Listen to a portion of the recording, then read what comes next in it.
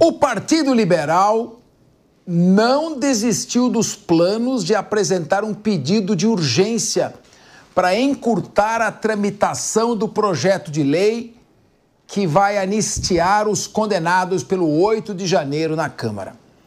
A sigla afirma ter recebido sinalizações positivas de pelo menos 9 legendas e busca o apoio de uma 10ª, o Solidariedade. Cabe a Hugo Mota, que dizem está tremendo na bombacha, decidir sobre o trâmite da proposta, que estava na Comissão de Constituição e Justiça. E parece que ele está com medinho, não sei. Vamos ouvir, então, primeiro a nossa querida Cíntia Nunes, professora Cíntia Nunes. A anistia tem um lado positivo e um lado negativo. O lado ruim é que você passa uma borracha em atos praticados, crimes praticados, né? É o esquecimento jurídico do fato.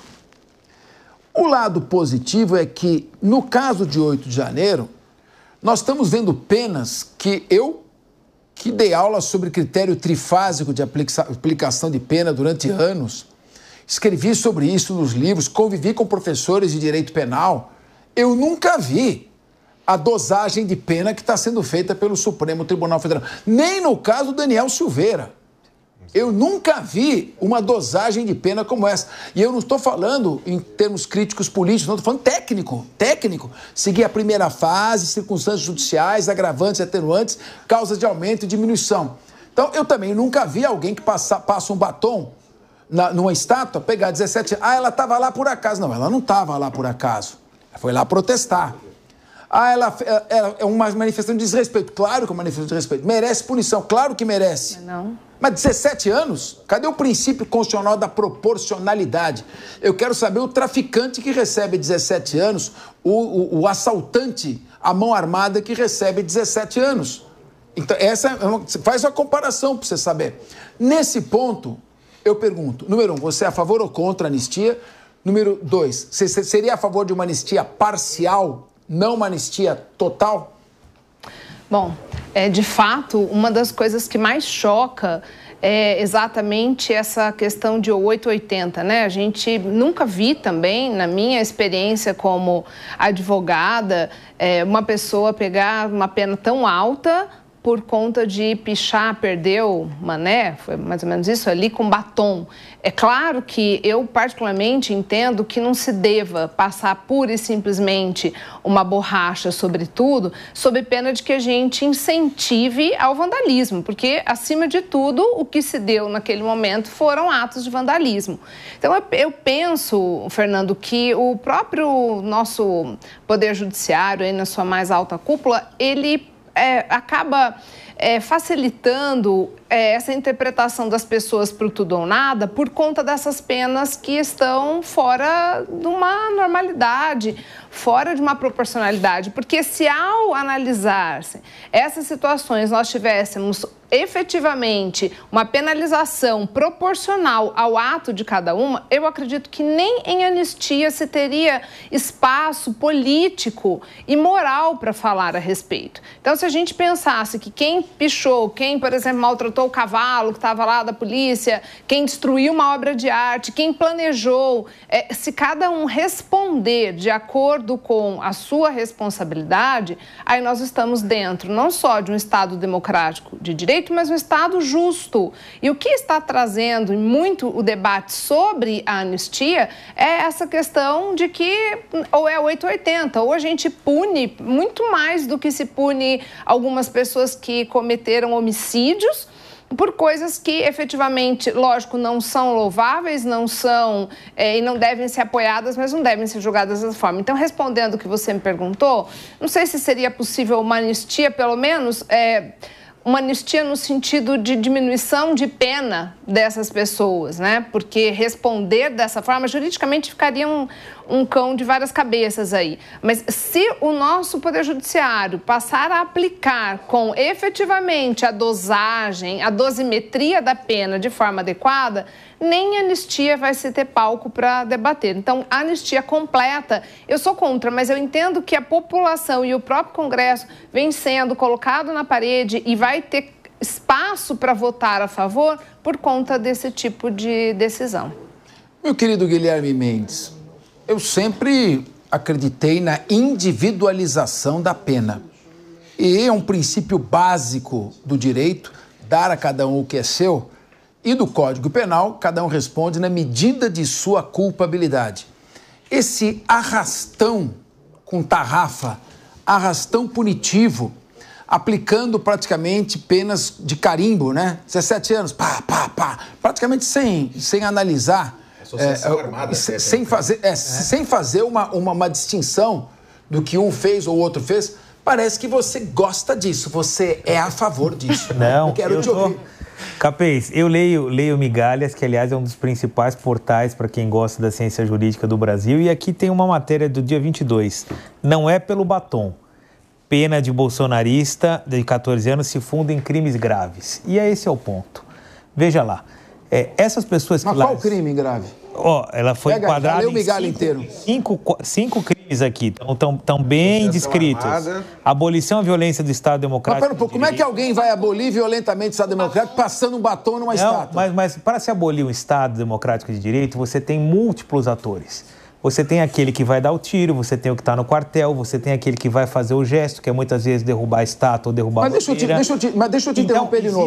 Não, deixa eu te interromper, porque eu quero fazer pergunta. Não existe uma pessoa que derruba. Eu vou te fazer uma pergunta, então. Mas se ela participou de uma trama para derrubar o Estado Democrático de Direito, eu quero saber com quem que ela conversou, cadê a troca de mensagens, com quem que ela combinou, ou seja, como é que ela chegou até lá? Ela estava lá, ela foi lá protestar? Estava lá protestando e ao protestar, praticou um ato de dano ao patrimônio público, isso é uma coisa. Agora, ela combinou derrubar o governo com quem? É isso que eu estou falando. Cadê a prova, os elementos da prova? Com certeza há elementos de prova. Eu não li o caso específico dessa moça, mas com certeza... No artigo deve ter, então. Mas no artigo não tem? Se ele falou isso, deve ter no artigo. Não, as provas em si, o artigo não se debruça a isso. Então não se debruça a isso e fala que a pena é justa? Mas a isso cabe aos advogados dela. A pena é justíssima. E veja só, se qualquer um de nós aqui for hoje à Praça dos Três Poderes, pegar uma caneta, ou no caso uma mulher um batom, e escrever qualquer coisa na estátua, não vai ser condenado a 14 anos. Porque não há a intenção de derrubar o Estado Democrático de Direito. Você vai talvez responder por um crime de dano, ali assinar alguma coisa, devolver uma cesta básica, preso com certeza não vai ser. Essa é uma grande diferença. O momento, a intenção, a associação das pessoas que estavam juntas ali, cada um cumprindo a sua missão. Teve um que transportou, um pagou o lanche, outro estava no quartel esperando, o outro engendrou e perseguiu e monitorou a movimentação do ministro Alexandre, do ex-presidente, do vice-presidente Alckmin. O outro que não fez nada disso estava lá. Todos participaram. Mas o outro que não fez nada disso estava lá. Quem? Os outros que estão lá, tem quantos mil presos? Tem milhares de presos. Então, Capês, você já viu alguém levantar num domingo de manhã, falar, bom, eu vou pegar um ônibus, vou para Brasília, porque eu vou lá pichar uma estátua, ou então vou quebrar uma vidraça? O MST, a CUT faz isso toda hora, levanta de manhã e sai para protestar. Todo mundo sabia o que ia fazer sai para protestar. Então, sair para protestar não é crime. Não. Claro, se você depreda o patrimônio público... Aí sim, você responde pela depredação do patrimônio público. De massa de manobra para gerar uma imagem de queda dos poderes da República, você está participando. Mas se você acabou de usar a expressão, se você está servindo de massa de manobra, é que você não sabe que está sendo usado como massa de manobra? Não, muitas vezes você sabe sim, só que você não tem coragem para pegar em armas, você não tem condição de matar ninguém, mas dentro do engendramento você pode sim quebrar uma vidraça. Sim, o que eu estou te perguntando é o seguinte... Cada um cumpre a sua missão. É importante que haja o quem é quem. Sim. É importante que haja provas. Aqui nós somos todos juristas. Nós defendemos o devido processo legal. Sim. E que as pessoas respondam pelos crimes que cometeram. Deixa eu chamar aqui o Luiz Augusto Durso para entrar com você também nisso aqui. Ô Durso, o Guilherme Mendes fala toda hora. Se ela teve a intenção, tem um princípio do direito, penseiro não paga a gabela. Então a expressão em latim, cogitationis pena nemo patitur. Ninguém responde pela sua intenção. Enquanto o crime estiver aqui na cabeça, até a gente escreve aprisionado no claustro psíquico, se a pessoa está querendo praticar um crime, não existe crime. É preciso que ela execute algum ato capaz de atingir o resultado que ela pretende produzir. Então, o sujeito está protestando. Como é que eu vou saber se está só protestando ou se quer contribuir para alguma trama macabra para derrubar o regime democrático? Com provas. Você é advogado criminoso, nós trabalhamos com provas. Eu não posso aceitar que uma pessoa seja condenada sem que haja provas concretas disso. E, Capês, vou até fazer um meio de campo aqui para ver se a gente segue o debate. Mesmo que a hipótese do Guilherme faça sentido, que ela seria mais um peão dentro dessa engenhosidade de derrubar ali o Estado Democrático de Direito, a proporcionalidade da pena para aquele que estimula, pensa, elabora, executa, tem que ser proporcional. Ela, por pichar ali a estátua, pode eventualmente ser condenada até como parte da tentativa de abolição do Estado Democrático de Direito. Mas qual foi a influência ou a participação dela por efeito prático? Então, aí que ela receba a pena mínima, se for condenada. Estou dentro do seu raciocínio. Fica com a palavra, mas estou dentro do seu raciocínio. Se ela, por exemplo, olha, eu vou combinar, estarei lá, a hora que eu pichar aquela estátua, é o sinal dado para a gente entrar armado e tomar o poder. Aí uma coisa, ela participou de uma trama, ela planejou uma associação. Agora, se ela foi lá protestar, perfeito, e durante o protesto, ela expressa esse protesto revoltada de maneira inadequada, pichando um patrimônio público, crime de dano, praticando crime de dano, dizer que disto se presume que ela quis derrubar o Estado Democrático de Direito, nós estamos acusando e julgando por presunção. Perfeito. E aí é nossa obrigação debater e discutir, a palavra está com você. Fere, inclusive, o princípio do indúbio pro réu. A dúvida tem que prevalecer pro réu, não indúbio pro sociedade, como muitos promotores às vezes abraçam, e é uma tentativa absurda de tentar punir sem prova. Porque se você parte da premissa que a pessoa tinha dolo, queria, de fato, é a mesma coisa no caso dessa moça. Ah, então ela queria também derrubar, ela faz parte dessa trama, mas cadê as provas? Eu sou totalmente contra o que aconteceu no dia 8 de janeiro. Eu acho que foi um absurdo perder as mãos com relação a uma manifestação que é justa, mas a partir do momento que tem depredação, agressão, que você cometa crime de dano, você tem o exagero daquele direito previsto em lei. E aí tem que ser punido, sem dúvida nenhuma, mas com razoabilidade, proporcionalidade e individualização das penas. É difícil, pega muito mal uma notícia dessa e falar que essa mulher está sendo condenada a 14 anos por desenhar na estátua com batom, porque não é pichação, né? Aquilo é um desenho. Pichação é com tinta, presumo. Não é definitivo. Como que se picha algo que você tira com papel e água? Então, é grave, tem que ser punida, mas dentro da razoabilidade. A pena do homicídio, você sabe, homicídio simples, 6 a 20, ela está quase tomando o dobro da pena mínima do homicídio. É melhor matar alguém, era melhor que ela tivesse atirado em alguém do que pichar a estátua. Não faz sentido. E aí a gente tem que voltar à proporcionalidade das penas no direito penal. Mas que, sem dúvida nenhuma, alguma reprimenda é necessária, o que estamos debatendo é qual seria a reprimenda razoável. Agora, João Belutti, em qualquer sistema constitucional democrático, há um sistema de checks and balances, ou seja, freios e contrapesos. Os poderes tendem a se equilibrar.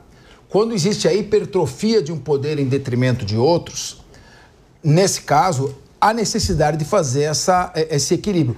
O equilíbrio seria uma anistia parcial, claro. Eu acho que passar o pano para o que aconteceu, eu acho muito errado, né? Tem que ter uma sinalização de que esse tipo de desordem, de baderna, de histeria coletiva, merece sim sofrer reparos por parte da justiça e tem que agir com rigor. Mas é dentro da lei e dentro do sistema do devido processo legal. Como você, Belutti, enxerga esta posição e no momento que você tem praticamente um poder legislativo inerte, omisso, preocupado só com a emenda parlamentar, sem uma preocupação em estabelecer um diálogo positivo e harmônico com o Poder Judiciário. Isso poderia ser construído através de um diálogo muito antes, mas você tem um Senado inepto e uma Câmara dos Deputados inepta também. Como, então, fazer para que estabelecer uma certa proporcionalidade nessa resposta penal? Veja, Capês, na minha visão teria que ser anistia ampla, total e restrita. As pessoas já estão presas, a grande maioria, vários com tornozeleira eletrônica. E já cumpriram as penas que são muito maiores do que se deveriam, né?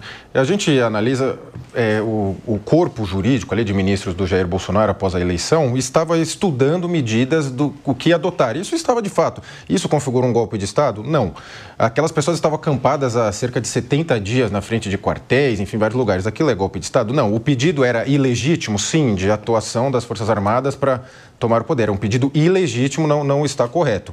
Muitas pessoas na época, inclusive, falaram: que se deveria ter falado, né, da liderança, o Jair Bolsonaro no caso, para aquelas pessoas saírem dali ao invés de ficar postando enigmas como o Jair Bolsonaro fez. Mas isso tudo são só confabulações, não caracteriza, não há materialidade, como você colocou. As pessoas não tinham ali os equipamentos necessários para tomar o poder, ainda mais num domingo, quando o Lula já tinha tomado posse, inclusive. Então não faria muito sentido, não tinha nem expediente. Até nas imagens a gente passa até um vendedor de sorvete. Que golpe de Estado é esse com vendedor de sorvete, vendedor de algodão doce?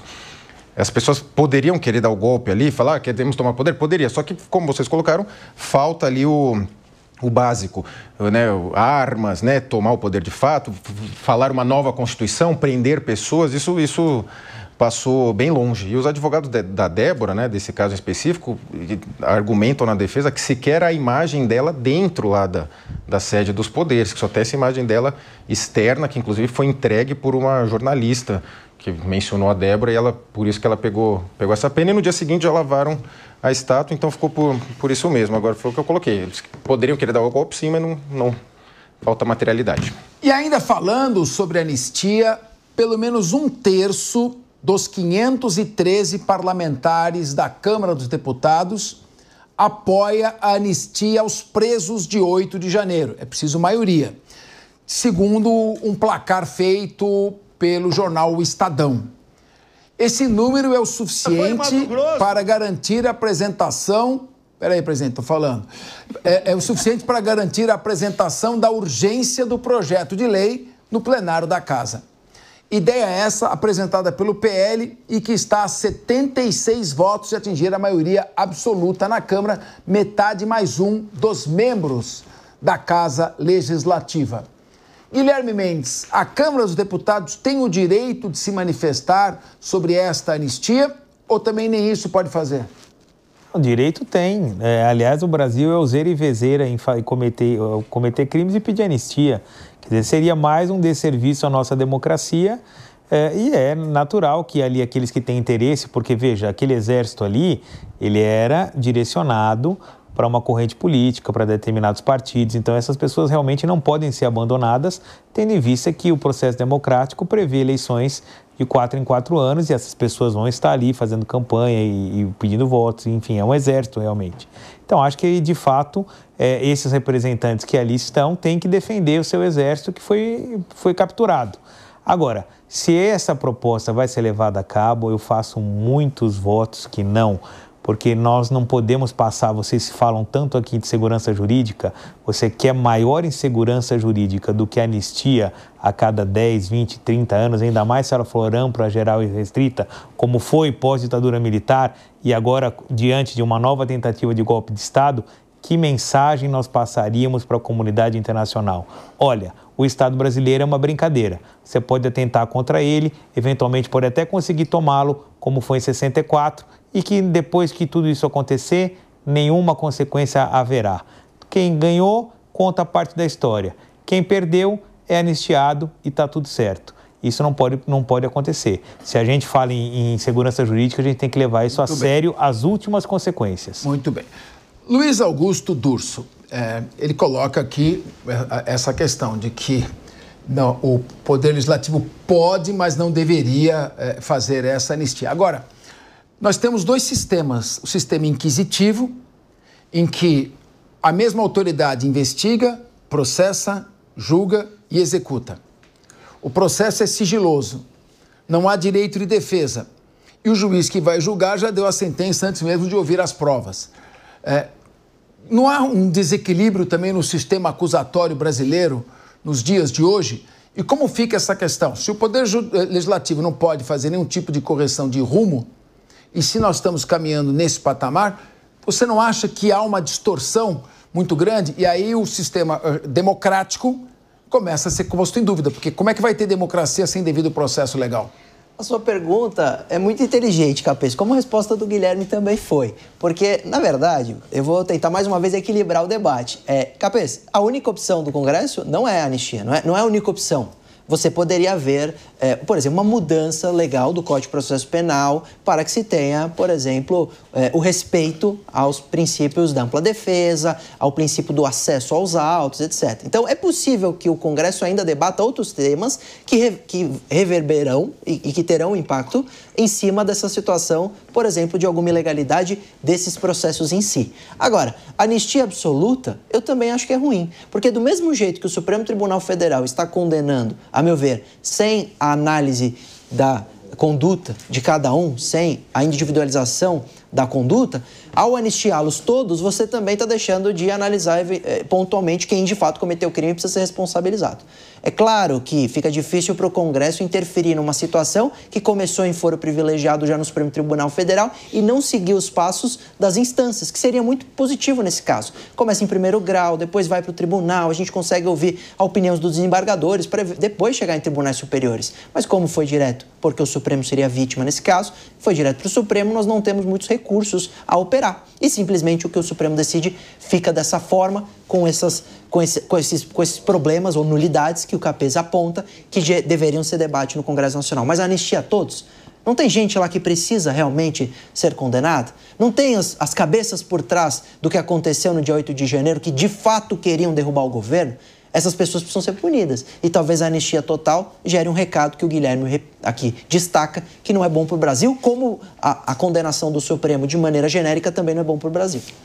Exato. Eu acho que a anistia absoluta também, confesso que eu sou contra a anistia absoluta.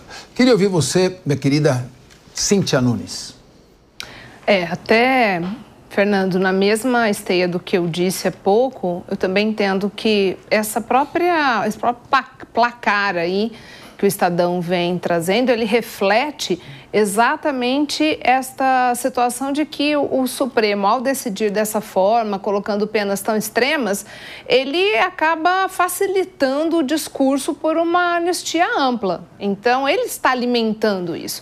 Como eu disse, se nós tivéssemos uma individualização, mostrasse que isso busca uma questão de justiça, talvez ficasse mais difícil para passar uma proposta de anistia ampla. Agora, diante disso, diante do resultado, diante do que a gente vê, eu acredito que vai passar sim, que esse número vai ser alcançado e vai ter uma anistia ampla. O que, também digo, não considero o mais adequado, na medida em que todo mundo deveria ser responsabilizado na medida da sua culpabilidade. Então, quem orquestrou pagaria por isso. Talvez aí sim uma tentativa de abolir o Estado democrático e direito. Mas se a gente está tão preocupado com a nossa imagem no cenário internacional, eu acho que bela imagem a gente passa de punir uma mulher com 14 anos por pichar com batom uma estátua. João Belucci, a questão de não se estabelecer uma linha divisória entre o que é direito de protestar, direito à livre manifestação, direito de crítica e a parte de crime, de cometer crime, de tentar abolir o Estado Democrático de Direito, quando se coloca tudo dentro do mesmo balaio, isso não facilita o discurso da anistia? Talvez se houvesse essa... se a justiça pensasse diferentes graus de responsabilidade, não fortaleceria mais a resposta do Estado ao que aconteceu em 8 de janeiro? Sim, com certeza. Como vocês já colocaram, vão se avolumando ilegalidades nesses casos, sejam processuais, sejam de qualquer ordem. As pessoas não têm foro privilegiado, estão sendo julgadas no Supremo. O Supremo avocou para si todas as tarefas de ser executivo, judiciário, legislativo, tudo ao mesmo tempo, ser opinador público sobre temas que vai julgar ainda. Então, assim, a anistia tem que ser ampla, geral e restrita, com toda certeza. Essas pessoas já estão muito mais tempo do que deveriam estar presas. A própria Débora, que a gente mencionou, tem a questão dos filhos, que a lei prevê que ela já deveria poder estar em casa para cuidar dos filhos. Então, assim, há um grande volume de ilegalidades que o Congresso se debruce sobre o tema e, de fato, aprove. O Hugo Mota, como você colocou antes, ele já está mais... Ele falou uma coisa, depois do jantar com os poderosos, ele adaptou o discurso. Então, assim, os presidentes da Câmara e do Senado concentram muitos poderes. É importante lembrar também que, com relação ao 8 de janeiro, nesses atos, grandes atos políticos, normalmente o responsável é quem se beneficia dele. Não há uma clareza de quem foi o responsável, até porque as pessoas estavam lá 70 dias de forma pacífica e ordeira. E, de repente, naquele dia, os gradis abrem, as pessoas resolvem entrar. Então, assim, há algo mal contado sobre esse episódio, mas é evidente que não se trata de golpe de Estado e deve haver anistia o quanto antes. Mas o meu sentimento é que o Hugo Mota vai enrolar bastante e não vai fazê-lo. Ô Durso, eu vou te dar a palavra. Eu quero questioná-lo, na verdade, o João. Então, por favor. Então, o indivíduo que entrou lá, esfaqueou o quadro, que era patrimônio histórico do Brasil... Anistia, vai para casa. Anistia, vai para casa. Tem culpa nenhuma. O Brasil já anistiou sequestradores, ladrões de banco, acho que tá no mesmo mas patamar. o indulto é diferente de anistia. Nesse caso, é para essas pessoas. Você está falando da anistia de 79. Ah, bom. Não sei, mas nesse caso ele esfaqueou, essas pessoas já estão presas, na minha visão, há um tempo que já seria o adequado para... Já cumpriram a pena. Tem vários que estão há 2 anos lá presos. Vai convicto, não. Agora, meu querido Durso, o regimento interno do Supremo, assim como o da Câmara dos Deputados, diz que o ministro do Supremo, assim como o presidente da Câmara ou do Senado, pode presidir a lavratura do auto de prisão em flagrante de crimes praticados no seu interior. Ele não fala necessariamente de fixar a competência do Supremo Tribunal Federal. Quando o Supremo chama para si esta competência, como é que fica o princípio do duplo grau de jurisdição? Porque essas pessoas não têm mais a quem recorrer. E essa é uma outra violação a direitos humanos, porque a pessoa tem que ter direito a uma segunda revisão da sua decisão. E, segundo, esse clima de animosidade que se estabeleceu entre o governo Bolsonaro, até por palavras inadequadas do próprio presidente, e o Supremo Tribunal Federal, isso, de certa forma, não compromete um pouco a tranquilidade para um julgamento mais sereno? Parece que houve muito atrito desnecessário, que não deve haver isso entre os poderes. Isso também não prejudica o julgamento? Estou falando isso porque eu vou dizer para você, eu critiquei a Lava Jato e critiquei a liberdade que o Sérgio Moro tinha para julgar o presidente Lula também. Eu acho que ali todo mundo já sabia que sentença seria dada. E quando isso acontece, é muito ruim para o devido processo legal. Portanto, estou falando como quando a gente está criticando aqui, é para não criar uma jurisprudência que vai se voltar contra o próprio cidadão. Direita, esquerda, centro, não importa. É isso aí.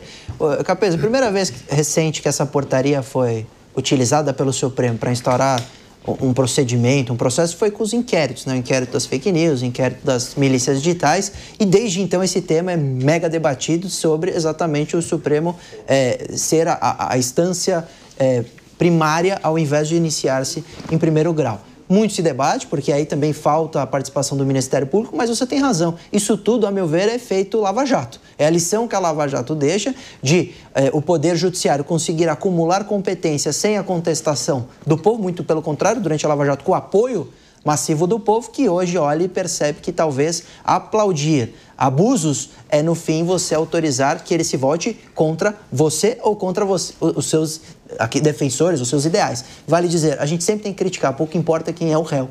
A gente sempre tem que cobrar, pouco importa quem são os envolvidos. E nesse caso, vejo que essa portaria não é específica e não daria, em tese, a autorização para o Supremo instaurar esses procedimentos de ofício em instâncias superiores e fere o duplo grau de jurisdição, porque seria muito interessante nós vermos esses processos tramitando pelas instâncias e os mais olhares. É plural. A justiça é muito boa quando você analisa uma sentença, quando você vê um acórdão, quando você vê um voto colegiado, até porque nós temos os embargos infringentes que permitem que quando há um voto divergente, você tem um voto de 5 desembargadores, por exemplo, no tribunal. Então, a justiça é feita para subirmos os graus e termos as mais variadas análises. Quando a gente vai direto para o Supremo, a gente fere esse princípio, essa ideia. Agora, eu quero perguntar para o Bellucci com um comentário do Guilherme Mendes e da Cíntia.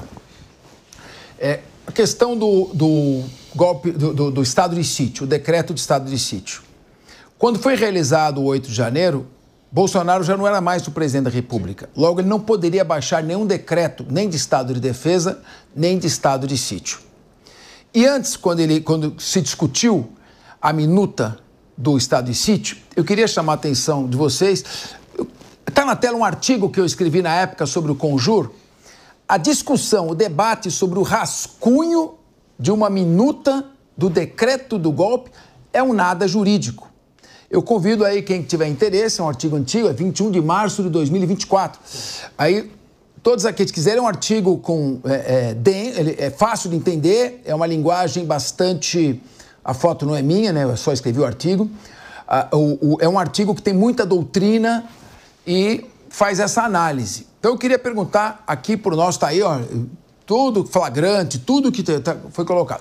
Meu querido João Belutti, se o presidente, na época, decretasse um estado de sítio, o decreto de estado de sítio, para ter validade, teria que ser aprovado pelo Congresso Nacional. Então, seria um ato complexo. Tem 24 horas o Congresso Nacional para aprovar o decreto de estado de sítio. Muito bem. Mas o decreto de sítio sequer chegou a ser elaborado. Então, não entrou sequer na fase de execução, porque o crime é tentativa, tentar abolir o Estado democrático de direito. Mas para tentar, você precisa iniciar a prática de algum ato concreto. A mera discussão de um decreto que, ao final, foi afastado, não configura crime, porque o pensamento, a intenção só, sem o ato, não caracteriza delito. Ou os atos preparatórios. Ou, como disse o Durso aqui, chega só nos atos preparatórios. Você tem que entrar na fase de execução, tentar praticar algum ato idôneo a conseguir abolir o Estado Democrático, o que não aconteceu. Então, eu queria a sua avaliação. Aí o Bolsonaro amanhã vai ser entrevistado, o advogado do ex-presidente Jair Bolsonaro, vai ser feito com o doutor Celso Vilardi. O Celso Vilardi responderá algumas perguntas que vamos fazer amanhã no Linha de Frente ao vivo, mas eu quero que você faça essa análise também com o comentário sempre venenoso de Guilherme Mendes. Veja, Capês, o que a gente às vezes faz um recorte do caso do 8 de janeiro é o ato em si, mas é importante lembrar que essas pessoas estavam ali protestando, desgostosas com o resultado da eleição, no sentido de declarar um descalibramento, vamos colocar assim, das instituições durante o pleito eleitoral, seja do TSE com a elaboração de um calendário a destempo, fora do prazo, seja com censura de documentários, seja com proibição de algumas propagandas do Jair Bolsonaro mencionar temas que são caros ao Lula, como a amizade com alguns ditadores. Enfim, estava nesse sentido, as pessoas estavam lá protestando contra isso. Agora, realmente era um protesto inútil, de fato, porque não haveria uma intervenção das Forças Armadas, inclusive os comandantes das Forças Armadas já eram os do Lula, né? O Bolsonaro até antecipou a nomeação. O que a gente pode se questionar, a atuação do Bolsonaro de depois ficar em silêncio após a decretação da vitória, de postar enigmas, isso tudo pode se questionar, mas isso não configura por si só o tal do golpe de Estado. Então é importante que o Congresso vá para frente com a anistia e que depois o tema chegue no Supremo e o Supremo dê um passo para trás, porque como vocês colocaram, o Supremo avocou tudo para si. Todos os temas da sociedade para si, inclusive dar entrevista falando sobre os temas, o que não compete a juiz. Não existe ser celebridade e ser juiz, ou é uma coisa ou é outra. Bom, o Guilherme Mendes já falou que não quer meter o dedo dele nessa cumbuca, então vamos mudar de assunto.